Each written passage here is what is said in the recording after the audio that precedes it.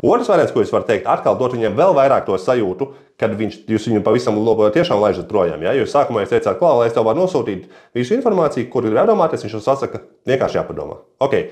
Un tad mēs sakām, jā, nav problēma. Labi, tad varbūt, kad mēs varam sazvanīties? Otrdien 2?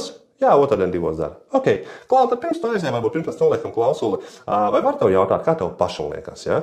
Pirms tu ej un padomā. Vai tas, kā mēs šodien izgājām cauri, var tev palīdzēt sasniegt mērķi? Ja? Tad mēs viņam iedodam vēl. Mēs jau nobakojam nākošo zvanu. Ja? Viņam tā sajūta, ka viss mēs tur liksim klausuli nost. Un tad mēs sakam, ok, tā zvans sarunāts, super, tad otrdien 2, bet Klau, varbūt pirms tu aiziet, pirms noliekam klausuli. Ja? Kā tev pašam liekas, ja? Pirms tu ej un padomā? Vai tas, ka mēs izgājām cauri, var tev šodien palīdzēt sasniegt mērķi? Jā, var. Ok. Un kāpēc domā, ka tas var? Nu, tāpēc un tāpēc. Ok. Super, Klau. Un tad, kad tu ies un padomās par šo, ja? Kas ir tas, kas nāk prātā? Varbūt, kas neļauj būt 100% pārliecinātam šobrīd? Vienkārši, lai es paredzētu, vai es tev vispār var palīdzēt. Nu nezinu, man tur, ja.